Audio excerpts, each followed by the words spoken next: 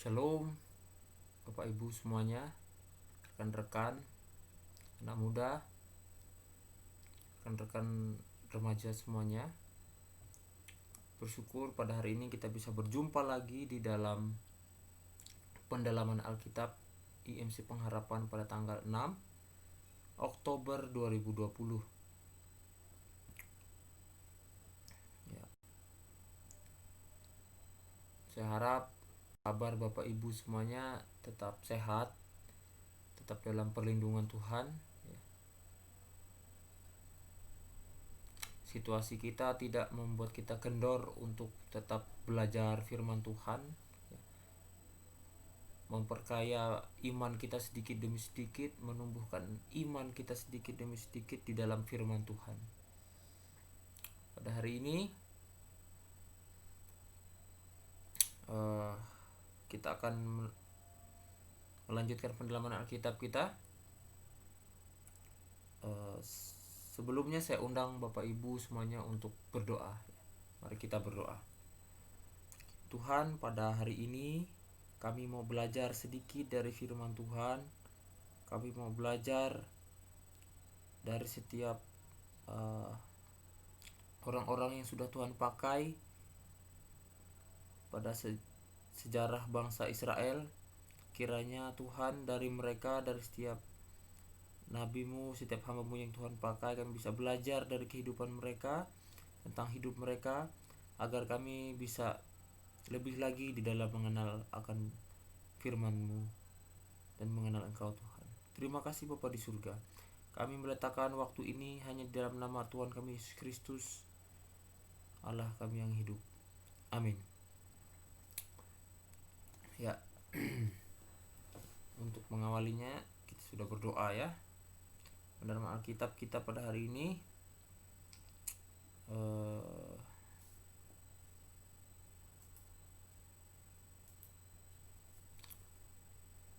kita dalam tema mengenal nabi-nabi perjanjian lama ya.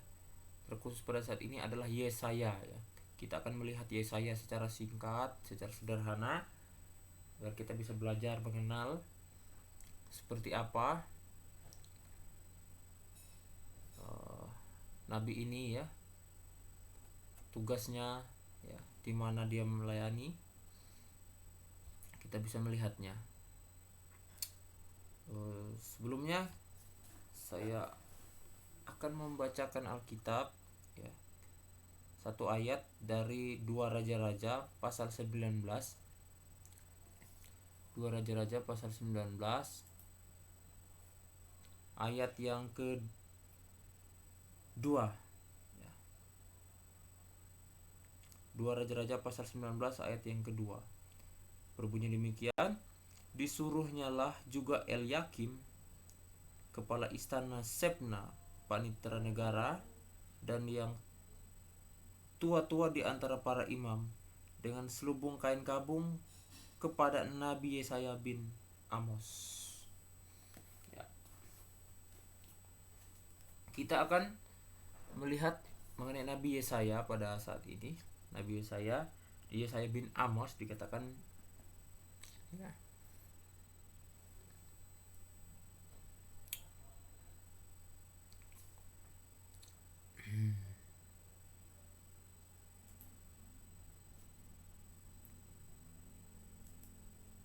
Ya.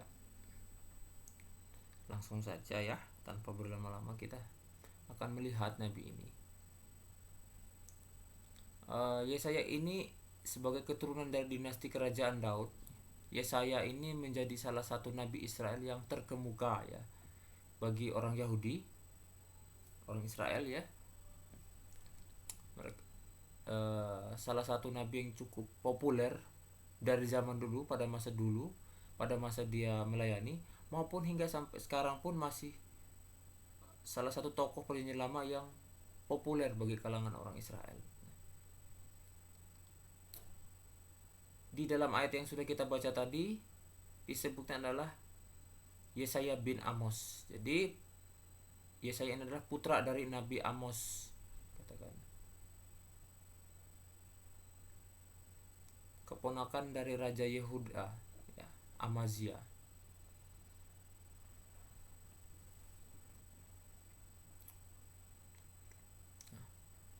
Dalam urutan Alkitab, dalam urutan Alkitab kita, nama Yesaya bin Amos ini pertama kali disebutkan dalam 2 Raja-Raja pasal 19 ayat yang kedua yang sudah kita bacakan tadi, yang sudah saya bacakan. Itu adalah pertama kali nama Yesaya keluar di dalam Alkitab, disebutkan. Pada masa pemerintahan Raja Hizkia tentunya pada saat itu. Jika dilihat dari perikopnya itu, ya, kisah latar belakang itu adalah mengenai kisah tentang pemerintahan Raja Hizkia. Nah, Yesaya ini dalam bahasa Ibrani itu Yesyahu, ya, Yesyahu, yang berarti Yahweh adalah keselamatan, ya, seperti itu. Adalah sosok utama dalam kitab Yesaya, ya. Jika baca kitab Yesaya, ya, sosok inilah Yesaya ini yang sangat berperan penting di dalam kitab Yesaya. Ia adalah nabi Yudea, nabi dari Yudea abad ke-8 sebelum Masehi, ya. Menurut ensiklopedia Alkitab, sumber ensiklopedia Alkitab masa kini, Yesaya ini dipanggil sebagai nabi oleh Tuhan, ya. Dipanggil Tuhan menjadi seorang nabi itu pada tahun matinya Raja Uzia, sekitar 740 sebelum Masehi, ya. Jadi sekitar itu dia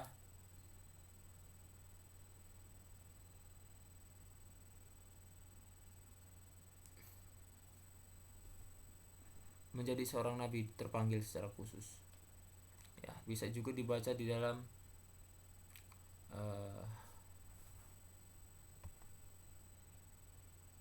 2 Tawarik, ya, 2 Tawarik 26 ayat 22.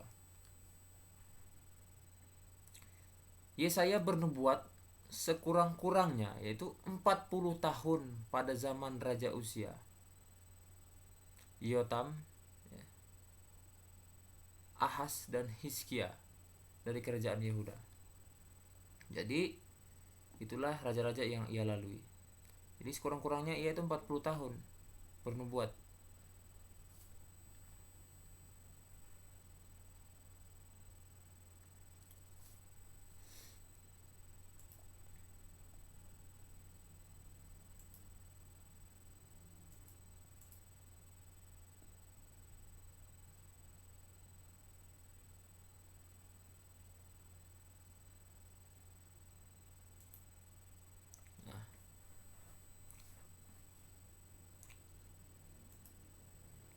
Diyakini Yesaya ini menikah, ya. Dia mempunyai seorang istri,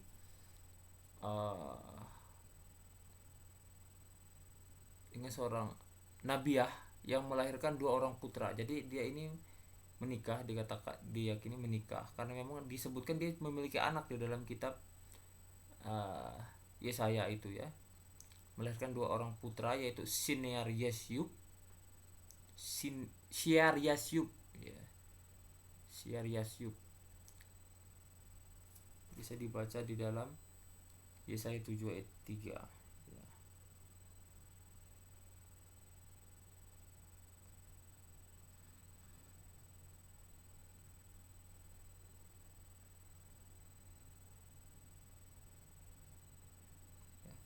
Dikatakan di sana dalam Yesaya 7 ayat 3 itu, berfirmanlah Tuhan kepada Yesaya, baiklah engkau keluar menemui Ahaz engkau dan Shear Yashub anakmu laki-laki ke ujung saluran kolam atas, ke jalan raya pada padang tukang penatu, ya. Dan juga ada anaknya yang satu lagi. Nah, Shear Yashub itu berarti orang yang tertinggal akan kembali, ya. Lalu anak yang kedua itu bernama Maher Shalal Hashibas, ya. Yesaya 8 ayat 2.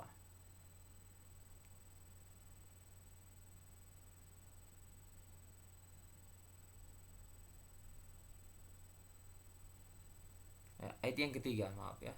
Yesaya 8 ayat yang ketiga. Kemudian aku menghampiri istriku, mengandung dan melahirkan seorang anak laki-laki. Lalu berfirmanlah Tuhan kepadaku, namailah dia Maher Syalal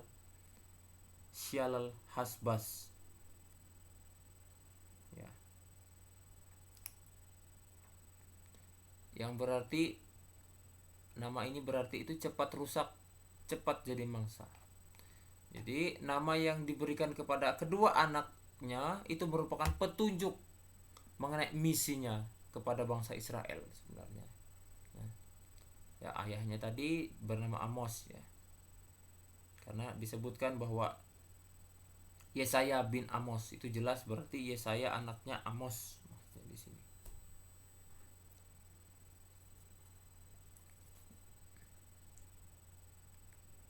Ya, itulah yang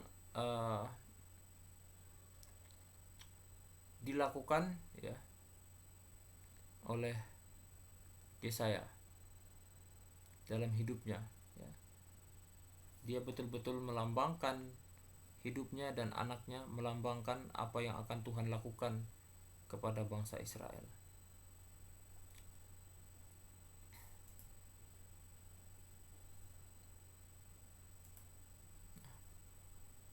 Yesaya ini bernubuat tentang tempat yang berbeda ya, seperti nubuat tentang Yehuda, Yerusalem, Babel, Edom, Tirus ya. Apa yang akan terjadi menimpa Yerusalem ya. Jadi ia juga bernubuat pada masa raja yang berbeda, yaitu pada zaman Raja Uzia, Yotam, Ahaz, dan Hizkia. Itu bisa dibaca di dalam Yesaya pasal 1 ayat 1 ya. Di sana dikatakan penglihatan yang telah dilihat Yesaya bin Amos tentang Yehuda dan Yerusalem dalam zaman Uzia, Yotam, Ahaz, dan Hizkia, raja-raja Yehuda. Ya. Jadi banyak nubuat yang dinubuatkan oleh Yesaya ini mengenai terutama itu mengenai Yehuda dan Yerusalem.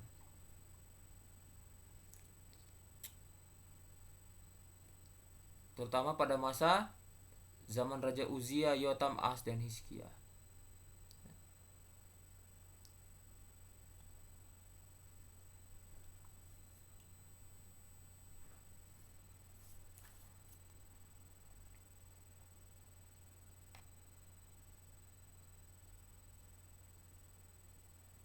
Ya.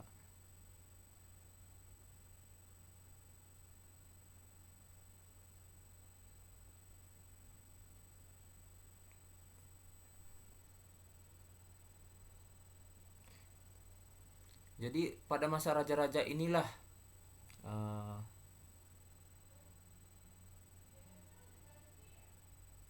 pada masa-masa raja inilah Yesaya bernubuat gitu ya.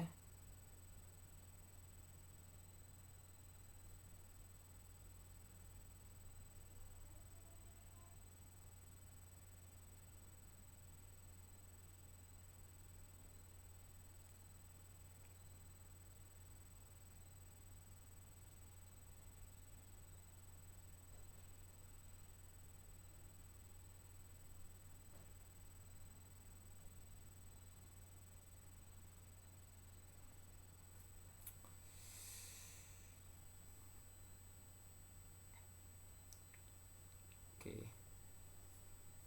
Ini adalah beberapa raja-raja yang berbeda karakter ya.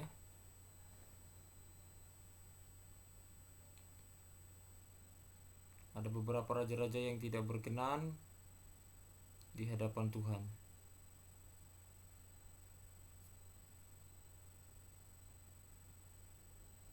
Seperti Ahaz ya. Ahaz ini adalah raja yang sangat jahat di mata Tuhan karena ya, karena Raja Ahaz ini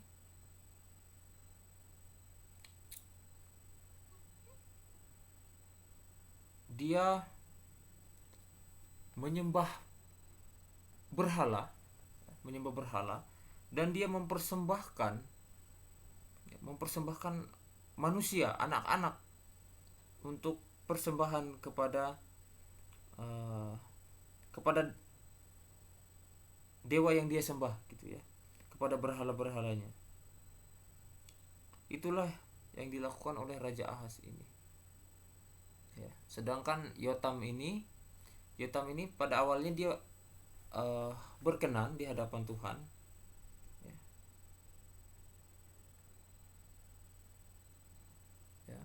Dia berkenan, tetapi rakyat masih tidak bisa berkenan di hadapan Tuhan pada saat kepemimpinannya dia ya. Dia kepemimpinan dia orang yang baik begitu ya. Nah, sedangkan Uzia ini pada mulanya dia itu baik ya, berkenan di hadapan Tuhan, tetapi ketika dia mulai tinggi, dikatakan ketika dia mulai kuat, dia mulai tinggi hati ya, mulai sombong gitu ya, sehingga itulah yang menjatuhkan dia menjadi seorang yang tidak berkenan bagi Tuhan. Nah, sedangkan Hizkia ini adalah dikatakan bahwa raja yang berkenan bagi Tuhan ya. Dia mengembalikan bangsa Israel menjadi bangsa yang untuk memulai kembali ke jalannya Tuhan ya. Selama bertahun-tahun Yesaya bernubuat itu bahwa Allah akan mengirim seorang penyerang itu kepada orang-orang Israel sebagai balasan atas dosa-dosa mereka. Jadi banyak tentang nubuatan Yesaya ini juga ada mengenai bahwa akan ada seorang yang datang ya, atau sesuatu yang datang untuk menyerang bangsa Israel atas segala dosa-dosa mereka meninggalkan Tuhan. Dan pada akhirnya melewati beberapa masa terjadilah ya penggenapan itu, yaitu pada masa pemerintahan Hizkia ya, yang mulai diserang pada saat itu. Tapi karena Hizkia berkenan bagi Tuhan, beberapa kali mereka bisa lepas ya, bisa lepas dari penyerangan.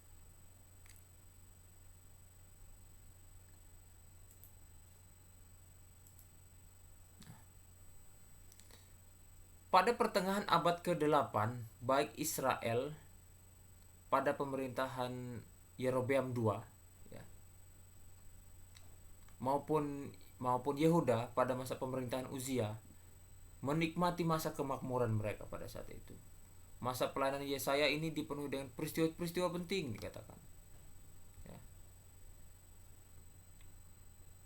Lebih dari masa-masa lain dalam sejarah Israel ya. Dalam kemakmuran Yehuda pada masa pemerintahan Uzia ya, pada tahun 745 sebelum Masehi, Tiglat-Pileser III menduduki takhta Asyur. Sebelum tahun 740 sebelum Masehi, ia pun menguasai Syria Utara. Jadi pada saat itu kerajaan yang betul-betul sangat berkuasa adalah Asyur, yang banyak mengalahkan kerajaan-kerajaan di Timur Tengah ya. Kerajaan Samaria dan sebagainya itu di bawah kekuasaan. Yang paling ditakuti adalah pada saat itu adalah Asyur pada saat itu.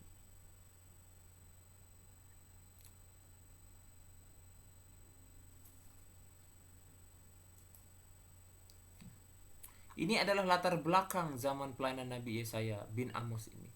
Banyak nubuat yang menarik ya, banyak nubuatan yang menarik dan populer dari Yesaya, terutama yang tertulis dalam kitab Yesaya ya. Jika Bapak Ibu, saudara-saudara semuanya membaca dalam kitab Yesaya, banyak sekali nubuatan Yesaya ini, banyak yang populer ya. Banyak yang sangat bagus dikatakan begitu ya, yang sering dipakai juga ya, sering menarik untuk dibahas ya. Seperti apa? Seperti nubuatan Mesias ya, juga ada dalam kitab Yesaya.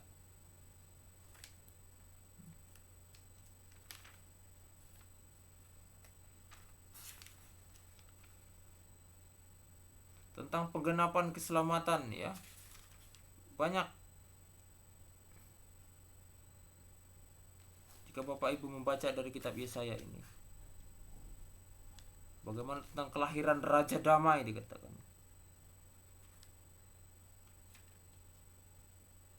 Tentang hukuman bagi orang-orang ya. Sangat menarik ya. Inilah yang bisa kita ketahui dari nubuat Yesaya ini.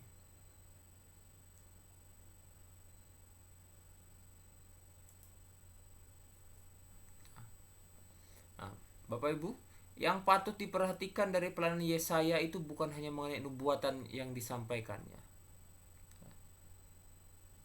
Yang populer dari Yesaya ini sebenarnya nubuatannya. Nubuatannya begitu populer. Bagi kalangan jemaat pun kalau nyebut Yesaya tahu dong, misalnya langsung tahu lah gitu dalam Alkitab.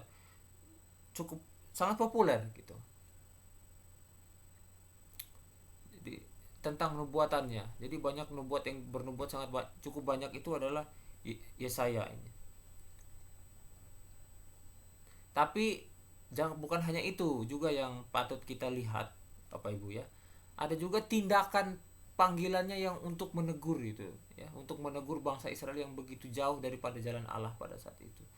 Terutama ya pada masa-masa bangsa Israel mulai jauh daripada Tuhan, mereka mulai menyembah berhala ya.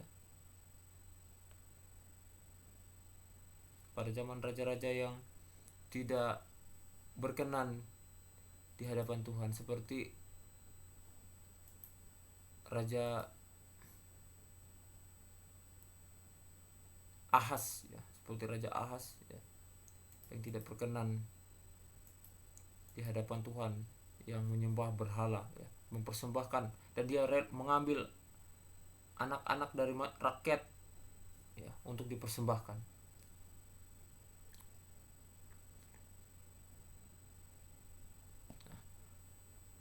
Mereka juga melakukan hubungan diplomatis dengan Asyur pada saat itu ya. Mereka terpengaruh dan mengenal berhala-berhala lain.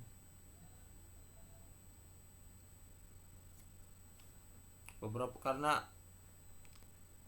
karena Asyur kuat pada saat itu, jadi bangsa Israel ini sangat ingin meminta tolong gitu ya. Sangat ingin minta tolong. Takut diserang oleh kerajaan lain sehingga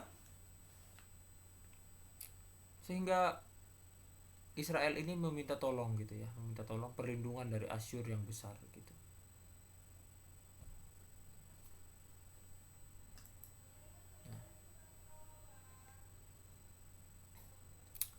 Jadi Bapak Ibu, yang perlu kita ketahui dari peristiwa ini secara sederhananya ya, dari pelayanannya Yesaya ini,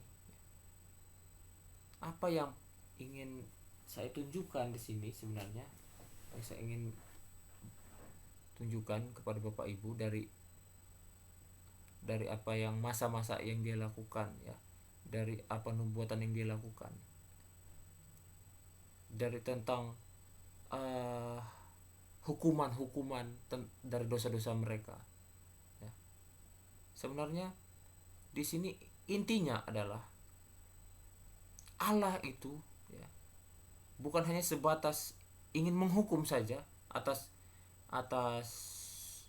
umat Israel ya, yang dinubuatkan oleh Yesaya itu, karena Allah ingin lebih besar ya, ingin menunjukkan bahwa Allah ya itu lebih besar daripada ilah-ilah lain ya, berhala-berhala itu ya. Yesaya 40 ayat 12 sampai 26, mungkin Bapak Ibu bisa baca. Di sana dikatakan, dengan siapa hendak kamu samakan aku, seakan-akan aku seperti dia. Seperti dia itu maksudnya seperti apa yang mereka sembah. Firman yang Maha Kudus Yesaya 40 ayat 25 ya. Pasal 40 ayat 25. Yesaya menggambarkan Allah sebagai yang maha besar. Tidak ada Allah lain yang seperti Dia ya, seperti Allah. Allah sempurna dalam kebenaran. Allah memiliki segala kuasa. Allah yang kekal. Namun Allah juga mengetahui nama dari setiap domba-dombanya. Allah sendiri mampu untuk memperhatikan setiap pribadi itu. Ya. Itulah yang ingin ditonjolkan oleh Yesaya di dalam setiap nubuatannya, dalam setiap tegurannya, dalam setiap, walaupun itu adalah teguran tentang mengenai dosa dan sebagainya, karena ingin menunjukkan Allah lebih besar daripada ilah-ilah yang mereka sembah pada saat itu.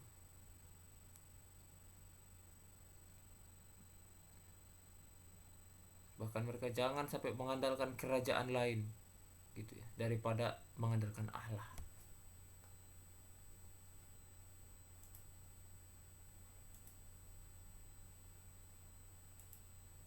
Nah, lalu yang kedua dari setiap pelayanan Yesaya itu,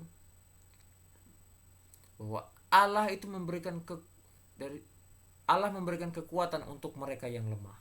Ya. Itulah yang ingin ditunjukkan Yesaya di sini, bahwa Allah memberikan kekuatan untuk mereka yang lemah. Yesaya 40 ayat 27 sampai 31.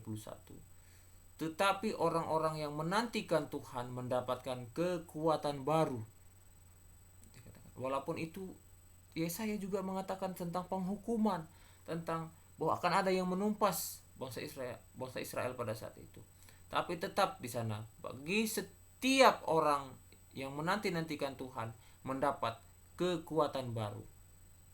Yesaya 40 ayat 31.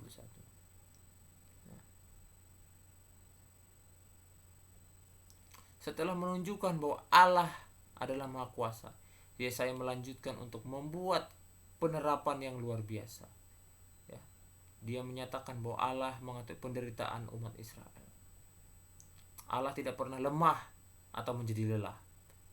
Bahkan Dia akan menopang mereka yang lemah dan yang lelah. Allah bisa dipercaya.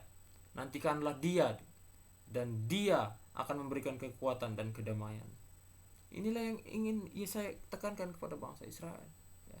Allah akan memberikan kekuatan kepada setiap orang yang berjalan dengan sabar di jalannya Tuhan, di dalam jalan kebenarannya Tuhan. Itulah yang ingin Yesaya tekankan. Ya.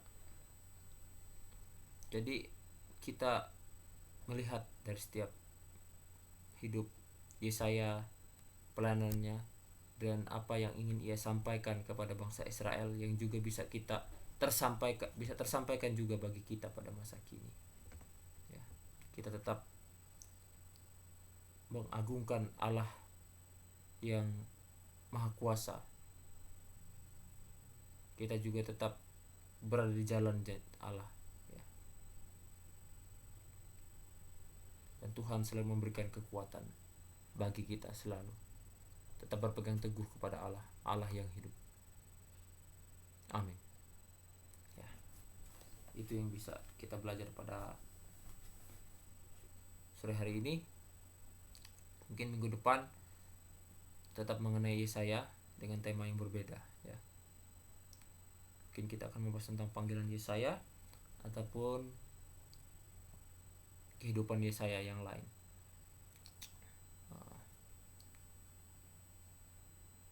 Jika ada pertanyaan atau sharing ya, bisa di nomor handphone saya yang ini ya. Kita akan bisa berdiskusi bersama, membahas firman Tuhan yang ada yang perlu ditanyakan. Baik, itu saja. Saya akan mengakhirinya. Mari kita berdoa. Tuhan, terima kasih atas firman-Mu.